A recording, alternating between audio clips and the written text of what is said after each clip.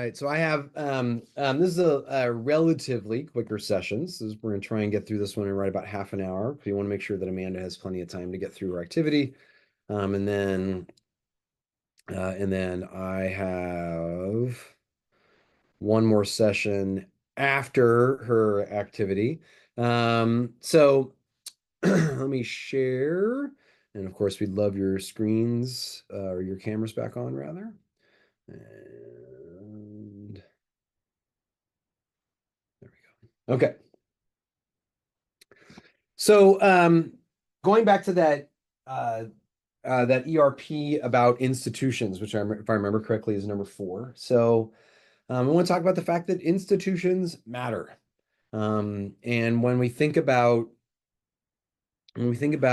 promoting economic growth, we want to think about the institutions that will incentivize people to create the things that allow us to grow or that foster growth and that spur economic growth, because economic growth lifts people up, and we're going to take a look at that more with some more data in this session.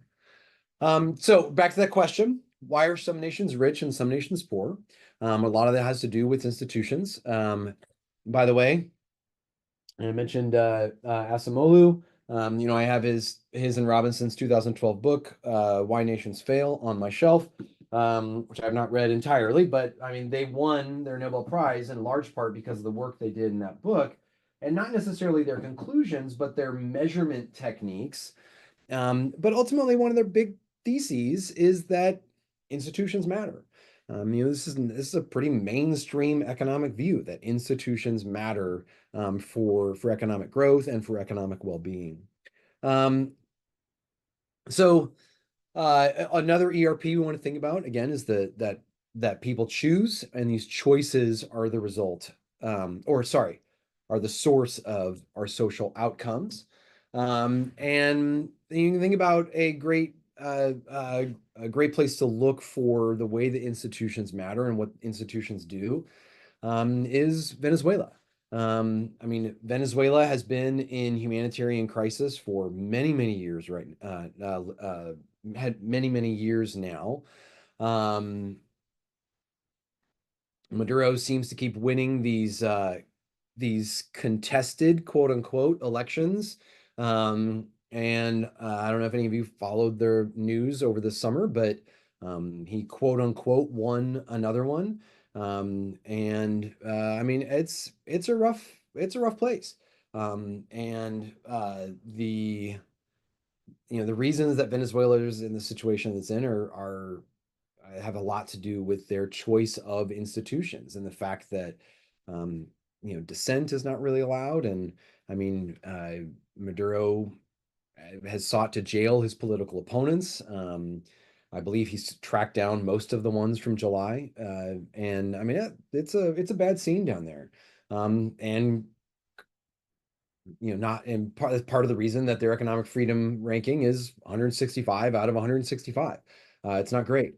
So what are institutions? What do we mean by institutions? Well, I mean the formal and informal rules of the game that shape incentives and outline what we expect and what we accept when it comes to our behavior in social interactions. So what are the institutions then that we have found matter for economic growth? Well, open and competitive markets is a big one. Then also property rights and the rule of law and entrepreneurship and innovation. Now, Asimolu himself would say that you can't just go, all right, there's capitalism, have fun, and everything will work out. You actually have to also have these institutions that protect the rule of law and that make trade possible and protect people from fraud, theft, and abuse, and that all of that together is the full picture. You can't just have one of them. But together, we would think of these four as what we would call economic freedom. Now, when people hear economic freedom, they often think that the people who are saying economic freedom is a good thing mean that you can just do whatever you want. And I see things online about all the time. They're like, oh, That's what means that firms can take advantage of their employees. People can lie, cheat, and steal, and it's all about just whatever you can get for yourself. And along that line, this is a post that I saw on social media. I'll let you read that one on your own, actually.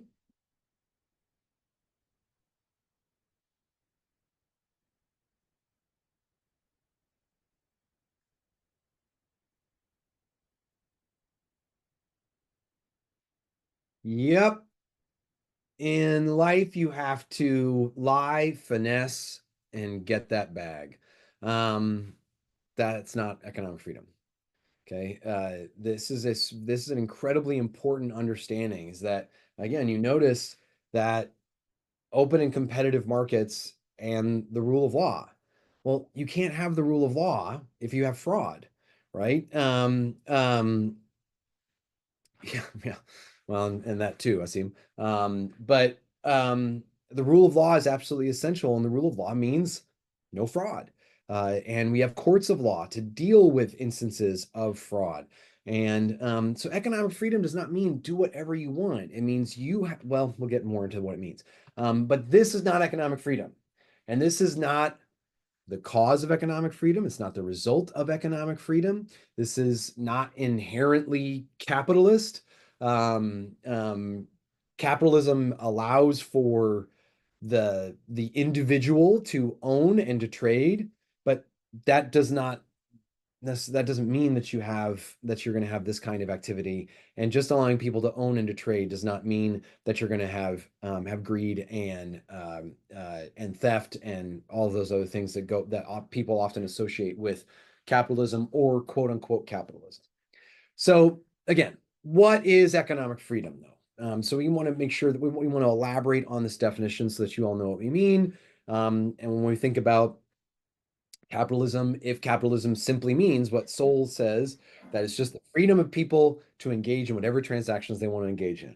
Okay, so then what's economic freedom? Well, individuals have economic freedom when the property they acquire without the use of force, fraud, or theft is protected from physical invasions by others, and they are free to use, exchange, or give their property as long as their actions do not violate the identical rights of others. An index of economic freedom should measure the extent to which rightly acquired property is protected and individuals are engaged in voluntary transactions. So, there's an economist named James Gwartney, and he has been one of the people who has um, uh, pioneered and helped to shape what we call the Economic Freedom of the World Index. There are several of these. The one that Gwartney works on is with the Fraser Institute, and the Fraser Institute is a Canadian think tank, so not American, which is nice because they're not necessarily they're not clearly not just beholden to American politics.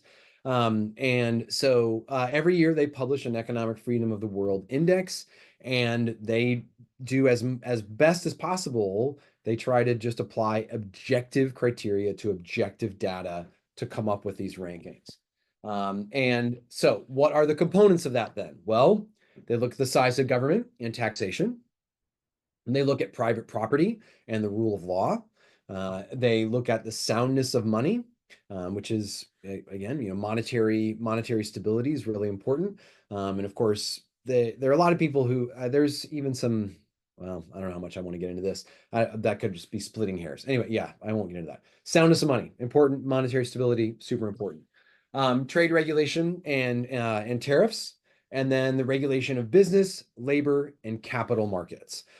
So if you think about all of that, again, the big one there is really that private property that you own your stuff, and you are allowed to engage in trade with other people who own themselves and who own their stuff. And so, how do we define property rights? Want to maybe also define that a little more specifically.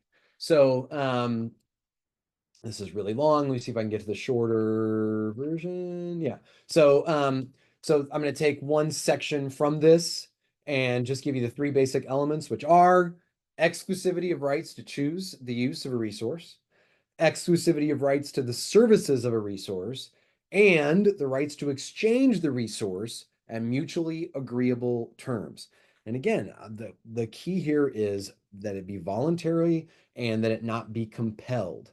Another thing that people will say, I have my students read an article where the author says that markets are corrosive because they make us put prices on things that should never have prices put on them. And one of the things he lists is human beings. That's not economic freedom.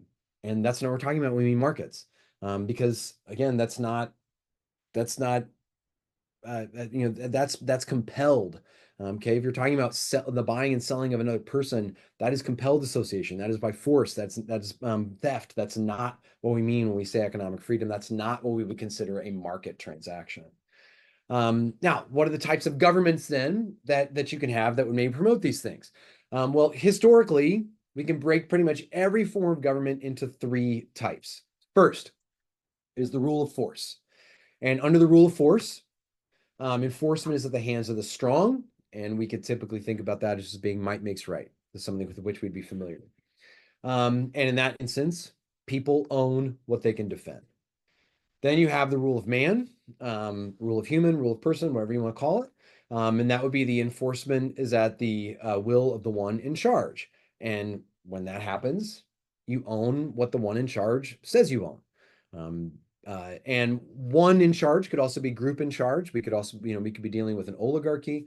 You could also be dealing with just strict majoritarianism when there's no other form of government but just 50% plus one.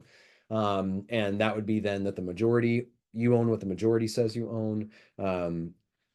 To make it clear, that's not a anti-representative democracy or anything. I'm just saying, like, when you think about just strict majoritarianism with nothing else, no constitution, anything, then that would also fall under rule of man.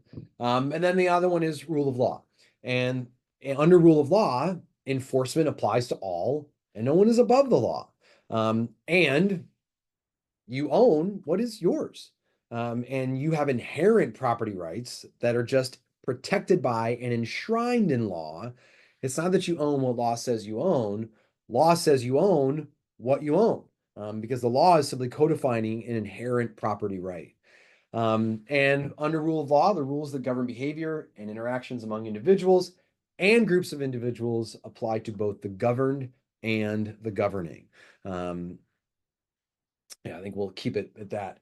Now, underdeveloped countries and undeveloped countries typically, and this is not causal, it's correlational, typically tend toward the rule of force and the rule of man. And that creates a tremendous amount of uncertainty, and uncertainty stalls investment and it stalls economic growth. Along that line, I'm sure you all talk about this with your students, but who is the last US president who oversaw a budget surplus? President Clinton. Yeah, Clinton was the last one. Bubba. Yeah, exactly.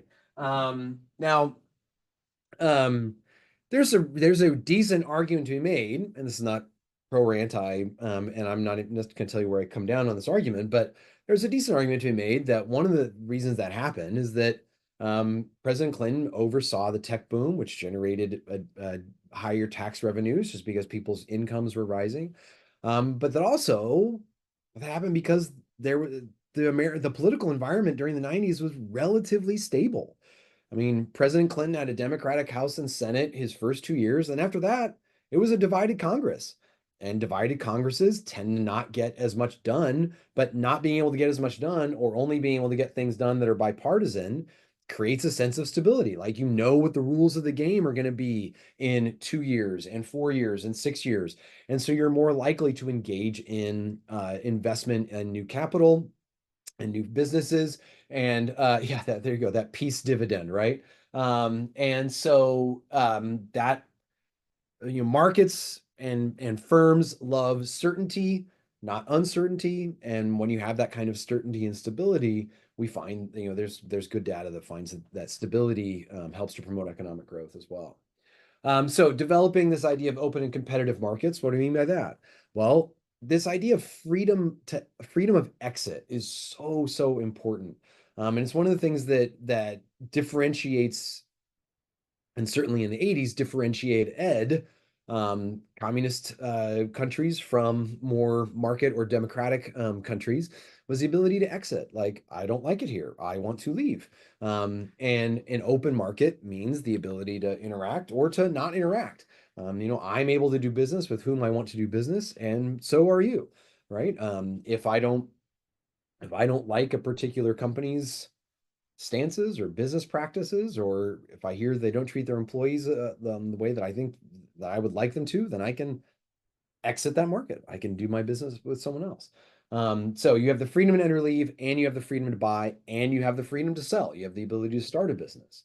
Also, minimal asymmetric information, or within the price, you have a pricing in of the risks of asymmetric information. We all know what I mean when I say asymmetric information? Are we good with that term? Yes. I'm seeing nods. I'm not seeing any shaking of the head. Okay, good. I'm going to continue. Um, and then rule of law, which restricts fraud, theft, and abuse.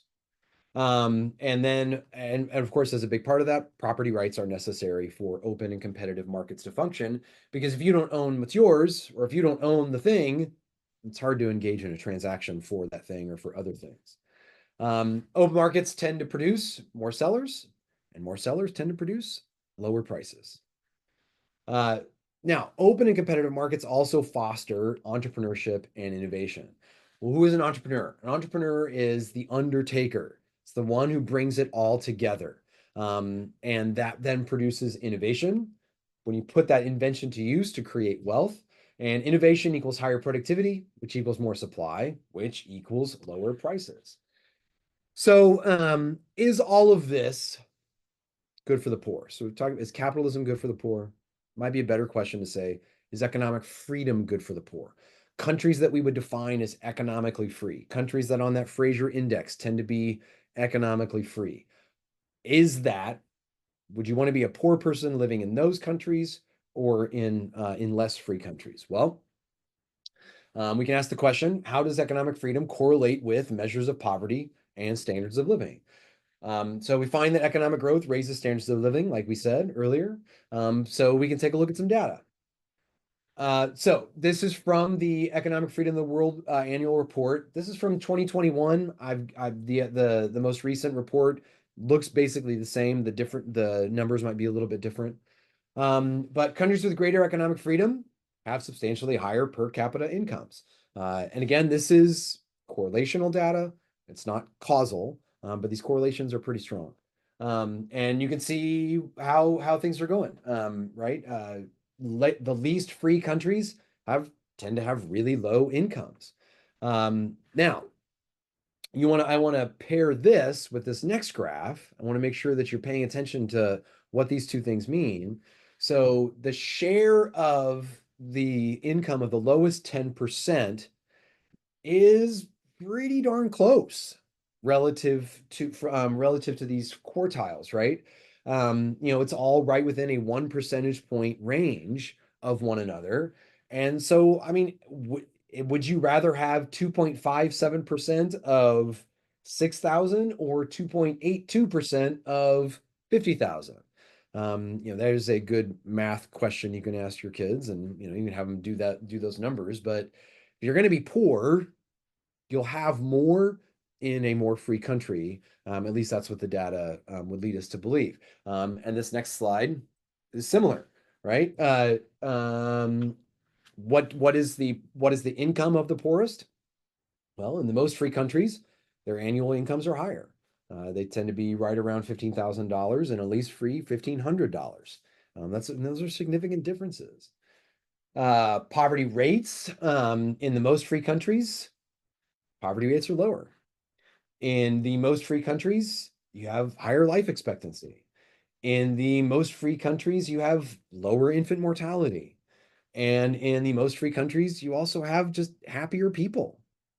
So I want to think about this question of how all this happens. And again, I mentioned the entrepreneurship, the innovation, and I'm going to show you another Hans Rosling video now because I think it really helps to unlock the mechanisms that make this possible and the ripple effects of economic growth.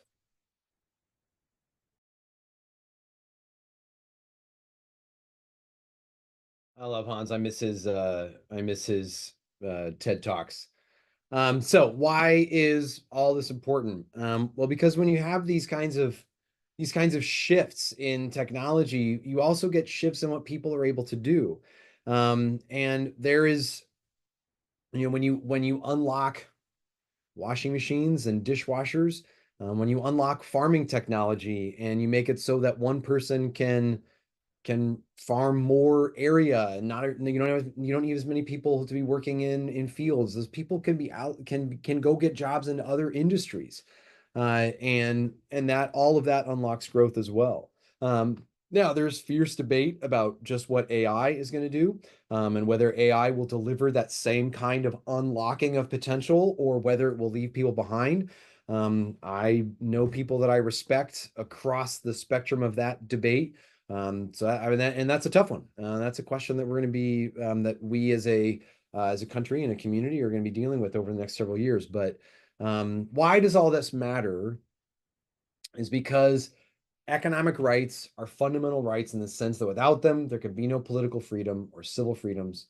They're a prerequisite for growth and development, and they're a prerequisite for broader human development. And all of that is one of the things that lifts people up and gives people an upward trajectory out of either low standards of living in relative terms or even absolute poverty. And we've seen the ways that that has happened over the last over the last 100 years. So, proposition for you then, just something to think about. A nation's institutions determine its ability to reduce poverty. And if you depart from the recipe, you're going to get a different outcome. And you might say, okay, well, I want it to be all this, but also we need to adjust things on our own in this way. Okay, sure, but something different will happen. And part of the point of economics is helping students to see the seen and the unforeseen and the unintended consequences. And you change institutions, you'll change people's behavior, but when you change, but you'll get different outcomes because remember, people's choices are the cause of social outcomes. And you want to make sure that you understand the actual levers and triggers that are producing that behavior, because if you flip the wrong one, you might end up making a change that's different than the one that you thought you were going to get. So anyway, with that, I think that I'm handing it over to Amanda, and I can't remember if we're taking a break. Amanda, are we taking a break, or are they just joining you for our activity? We are plugging ahead.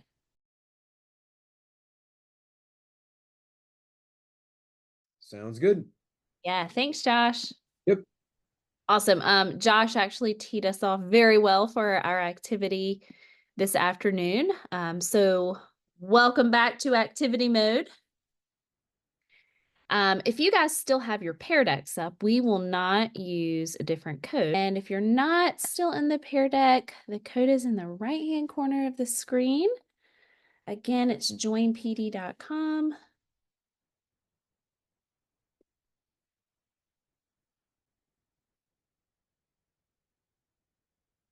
Here we go. And then the code is CVOBKM. Hopefully that works. Let's see if I can, yeah, here we go. Here's a direct code. Here we go. Yay. Hopefully that works for everyone. Okay, so our activity for this afternoon is called Institutions at Work. And for those of you who may have been like around kind of a long time, like me, this program is one of the first programs I attended for FTE as a participant. And some of the changes have morphed over time. And so Institutions at Work is one of the ways that we have adapted the activity, Will the Real Capitalism Please Stand Up? Have anyone ever used that activity? It's kind of a little hybrid of it. So it's one of my favorites, still very usable for the classroom. But Institutions at Work is one of the changes that we have made for that particular activity. Yeah. Okay, so we will utilize our breakout rooms again momentarily, but just a couple of instructions for you guys before we enter those. So we'll be going back to our breakout rooms. And important to note, when I share the slides with you guys, they're the team slides. Your breakout number corresponds to the slide that you'll use. Okay, so breakout number equals the slide. It will say team 1, team 2 at the top. That is you. It is up to you guys in your groups to research your assigned countries using the World Factbook, or the CIA World Factbook for people who have been around for a long time like me too, we'll call it. To find evidence, look for some evidence that really like illuminates what the institutions are like in that country. Okay, so if you guys remember from Josh's lecture, and these will be on your slides again, what evidence do we have that markets are clearly present or not at all, right? What about rule of law? What about private property rights? And how does the country encourage or discourage entrepreneurial spirit? So as you guys are working together, use the World Factbook as a way to look for evidence for whether this society, these societies that you are given, will uphold these economic institutions or not. And then you guys in your breakout rooms will have 4 countries for each room. So I would imagine that you would divide these, obviously one person will get one country, another person will get another country. So you'll each have your individual countries to research. And then during your time together, you'll talk through what you have found and rank your countries from the ones that are more economically free to the ones that are less economically free. So I'll give you guys just a little snapshot into what that looks like. So on my screen, if you guys are looking at my screen and not your pear deck, you'll see an example. So team 1, you guys will have editable access to these slides. The link to the World Factbook is here. Your countries are on the right-hand side. Breakout rooms will be composed of approximately 4 members. If you guys are in a 3-member group, or if you're in a 5-member group, I trust that you guys are super duper smart enough to figure out how to divide that. You may have two people on one, and then it may be that one of your countries does not get researched because you don't have enough people. That is a-okay. Okay, that will not make or break the activity. So again, look for specific information that will help you decide whether these institutions of economic freedom are present or absent, or somewhere in between. And then as a team, before we come back together, we'll rank the countries in your portfolio from the most free to the least free. Right now, my time is 3:03. So we'll take about 20 minutes, allow you guys 20 minutes in your breakout rooms. I will pull you guys all back in at 3:23. And while I'm sharing the link to the editable Google Slides for you guys, what questions do you have?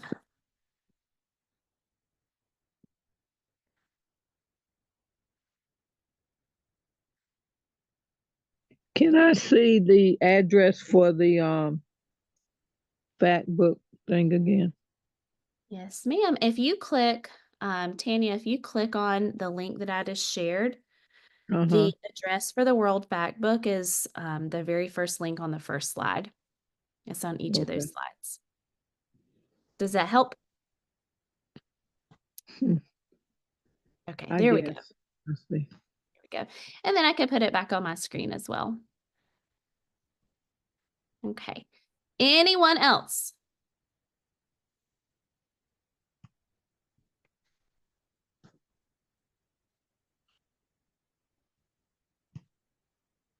Okay. So as requested, let me share my screen again so that you guys can see the link and anything else you may need. But I'm going to pull you guys back in at 3:23 or 23 after the hour, and we'll talk about some of your findings. Welcome back, everyone. You guys will go ahead and check your sound and make sure it's muted until we get back into our discussion. Pop jumped in on several, actually all of you, and it looks like you understood the task and you were doing it well. So let's just take a moment to look through a few of these, and we'll highlight a couple. For the sake of time, we will not highlight every single one because we do have a follow-up to do with this as well. So you guys will notice this is what Team 1 came up with. The highest for economic freedom was New Zealand. The lowest is Niger. Team 2, chime in real quick and tell us which one was the highest and which one was lowest for you. I think we have Ireland is the most free and Iraq is the least free. Okay. Colombia being slightly below average, I think, and Malaysia being slightly above average is kind of what I believe. If anybody else wants to chime in, but I think that's kind of where we were. Superb. Thanks. Appreciate that. Team 3, we have Denmark at the top, Venezuela at the bottom. Some of these are, especially since we have talked about many of these before, they're not real surprising, right? Team 4, Georgia, Haiti is the least.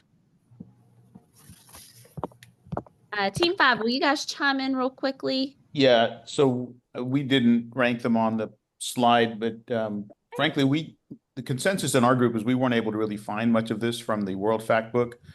I So- did write them down. Sorry. Oh, sorry, I I did. didn't know that. Excuse me, Jennifer. Yeah, Excuse me. it's okay. Okay, go ahead then. Go ahead. No, go ahead. I just wrote them in there, but you can tell about it. Okay, so the consensus, the two or three of us that chimed in, we just didn't feel like we could get this information from the fact book. It was more just about, this is their market, this is what they import, export. But as we looked at other sources, we ranked them as it says there on the screen. I think that was Jennifer, Chile, Ghana, Egypt, and Cambodia. I had Cambodia, and what I found on my searching is just, corruption and not really strong institutions. Right. Rule of law maybe is hard to come by. Okay. Excellent. And you bring up a good point too. Your group did. Sometimes students will find this, right? We point them in the direction of a really great resource, and the World Fact Book is generally a superb resource, but many times we do find difficulty in finding that information. So how do we point them to a source that will lead them to accurate information that's not biased? That's another thing for a different day, I guess. Okay, Team 6, we have Greece at the top, Uganda at the bottom, Peru and Vietnam in between. And last but not least, Team 7, is this your order? Yes, we wrote them in order. Okay, that's what I thought. Okay, so Germany at the top, Botswana at the bottom. And then we added what we were looking at on the World Fact Book. Oh, awesome. So we were looking, and I heard some of your conversations. They were excellent about what factors you're really looking for. So GDP, unemployment, Varun said, what do their markets look like? What do their import exports look like? Access to electricity. What is their development status look like too, right? And that could be electricity and education and other things as well. So as we're thinking about the countries that we ranked the highest and the countries that we ranked the lowest, just real quick, who can just give me a one-sentence description on the countries with the highest rankings? What did they clearly show? What evidence were you able to grab about those countries?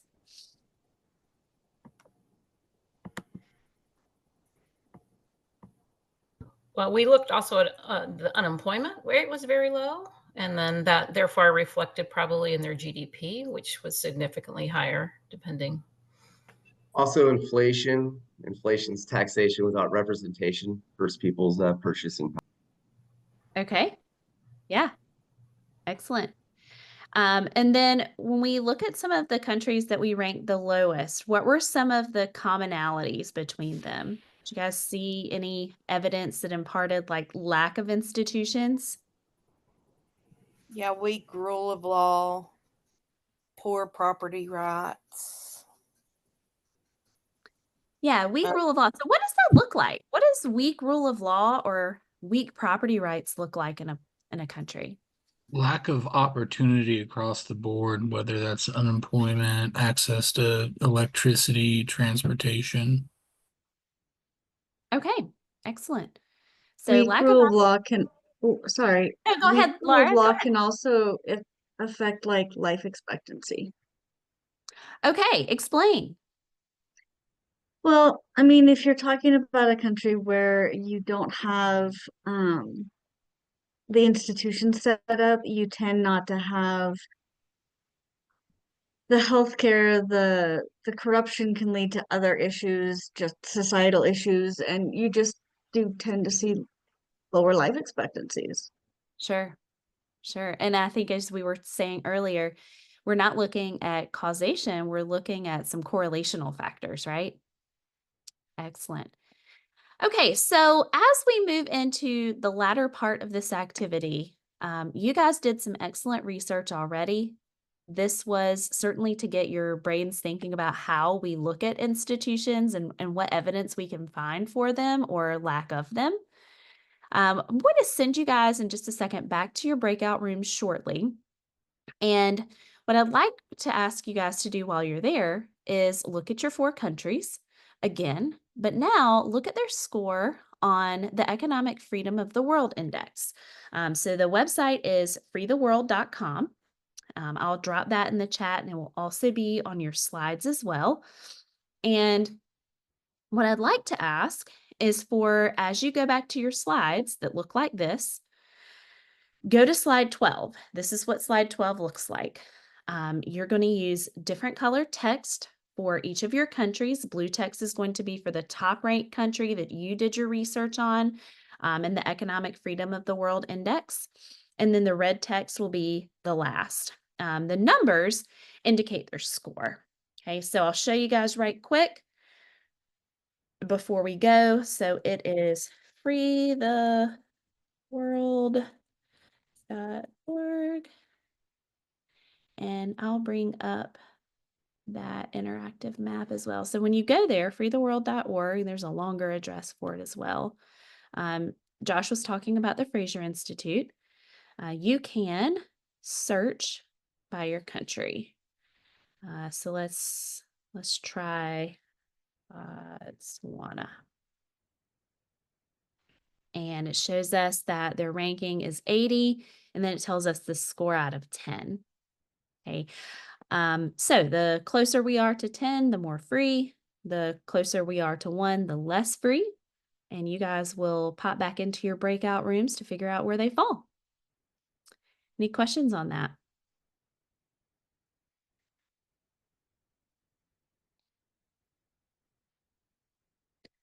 All right. So How I'm long going to, do we have? that's a wonderful question. So I'm going to give you guys until 3:36 and I'll pull you back in then.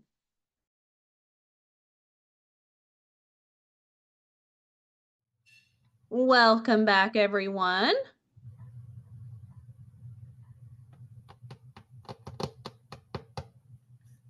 I see some of you still working. I gave y'all like another minute or so because I saw the progress on the slides and I didn't want you guys to feel rushed. So if you're still working on putting your countries, the 4 countries that you are assigned on, you can continue to. I'll leave it here so that you can edit it. But as we look at some of these countries in the Freedom of the World Index, what are some trends that you guys notice? So one thing I noticed, so I looked at Argentina and they were really low on this index score. They have a new libertarian president who is shrinking their government and removing regulations on everything. And because of the way the economic freedom index scores, the size of government and the regulations impact that score. So Argentina took a dive, which surprised me significantly. Okay. Well, and then also, depending on when the new president the new administration came into power. I think the most recently updated statistics were from 2022. Is that right?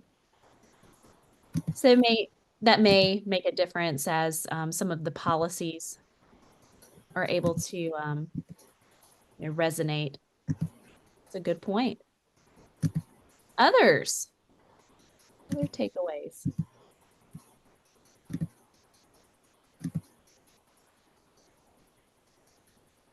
So Argentina was a surprise. Any other surprises or any of these that you're like, yeah, I mean, that's a no-brainer.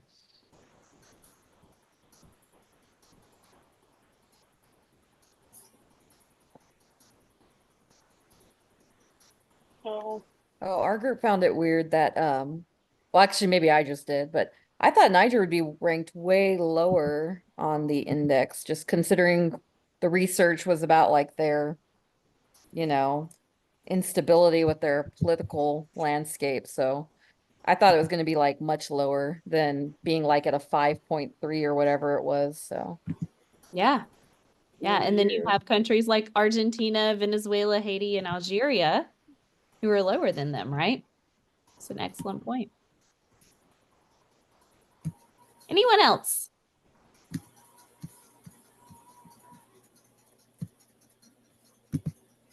Okay, so as we wrap up, it's kind of an interesting graphic to kind of show some of the least free countries geographically, where are they located versus some of the most free.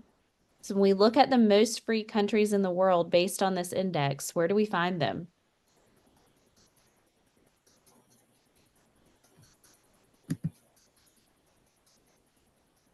North America, What's called the West. Western Hemisphere. Yeah, what's called the West, the Western Hemisphere, the Northern Hemisphere. Australia. Yeah, and then you have like a few outliers like Australia, right? But what we know about these countries in general is that they uphold those institutions we've been talking about, right? Their score on upholding those four institutions is relatively high. And then when we look at the third quartile and the least free countries, we find many of them in the Southern Hemisphere as well. Now, are there exceptions? 100%, especially when we look at that third quartile. What can we say about the institutions in the third quartile in the least free countries?